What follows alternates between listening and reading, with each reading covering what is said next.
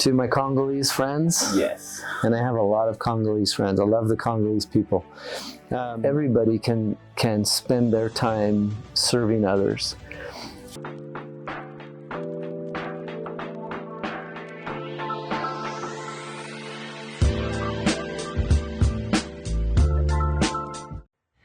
If you could leave one final piece of advice for the future leaders of tomorrow, what would it be?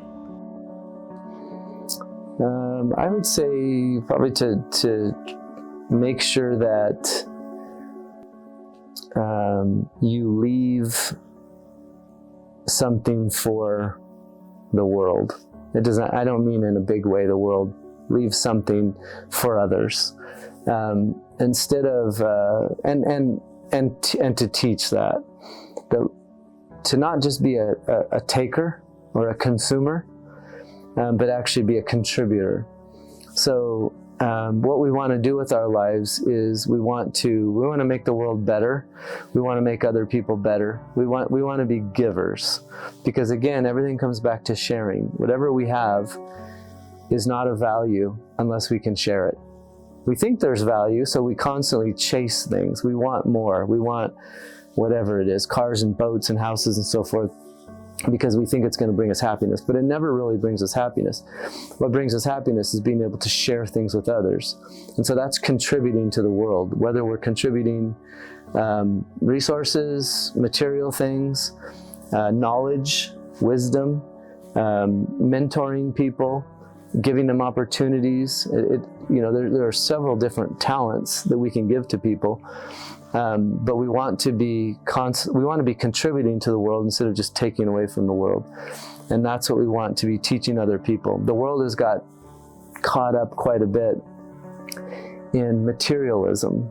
The more and more materialism there is out there available, the more and more we chase materialism. So we're chasing a false god. We're chasing something that we think is what we want, but it never satisfies. And until we learn that it's not about the things that we attain, but it's about what we create, what we contribute, and how we influence and help other people, and how we serve, then we're just going to be spinning wheels all the time and just consuming whatever we can get. And that's just an ugly world. It's a very vacant world when people are just spending their time posting things online to show off, or constantly trying to get ahead of other people, get gain, and they're not actually contributing something positive to the world. I know that a lot of people are going to watch you, especially in Congo, where you're doing a lot of things to break the chain of poverty. So you know Congolese people better. If you have an advice, what would you tell them? To my Congolese friends, Yes. and I have a lot of Congolese friends. I love the Congolese people. Congo is a very difficult situation. Obviously, you're obviously very familiar with that. You know how difficult it is there, and I understand that. I've spent a lot of time in the Congo with a lot of people. I understand their predicament. I feel bad for their predicament. As I've said, it's a very unfair world that they have been born into, those difficult situations. But we could sit and dwell on how it's unfair or what the difficulties are, or we can pay attention to what the opportunities are and what the future can be and what the positives are. And I look at the Congo, and Congo is a free nation, and that's a great benefit right there. It's also a nation where people are, they're workers. They find ways. They're they're entrepreneurs. They want to work and do things. It's a country that is, there's a lot of faith there. There's, Christianity is big. There's a lot of good things going on, and a lot of good people. It's really good people that I love and that I want the best for.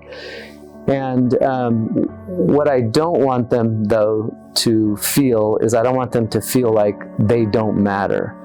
And that's difficult to do in a country of, I don't know how many millions of people. Just Kinshasa, where we work, is, I think it's like 15 million people in a not that big of an area. So it can make them feel insignificant. And that's one thing that I want them to know, is that they're not insignificant. Every one of them matters. And they need to find that within themselves to understand that they're important. They're important to me. More importantly, though, they're important to God.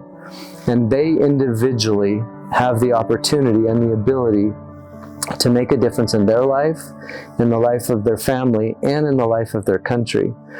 They may not rise to be the president or make some big changes in the country, but little by little, all of these people, if they become contributors, will be able to change that country, and that will become a completely different environment for the people, for their children and their grandchildren.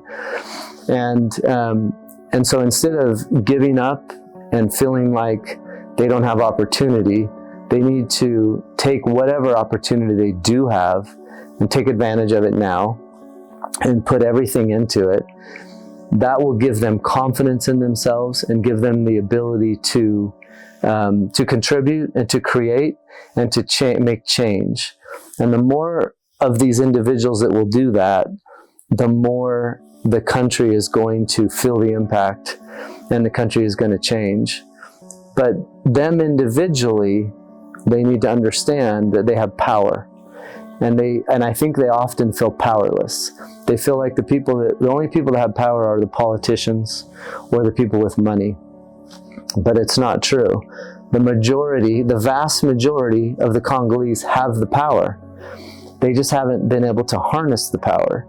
They haven't been able to recognize the power. So they've allowed themselves to be limited by people who abuse them and take advantage of them and use the resources of the country and so forth in dishonest ways.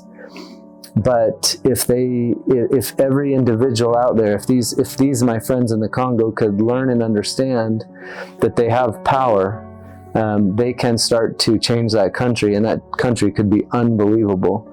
That's a country that is rich in resources. It's large. There's a lot of great people there. There's huge power that can be unleashed, and they can get past all of those obstacles that are currently there once they recognize and once they get in motion. And so that's why things like what you're doing is so important to me. The things that we're trying to do over there, little by little, can make a huge change, and people can start to feel significant, valued, and feel like they can have an awesome life that's not confined to poverty and is not limited in their resources and their opportunities.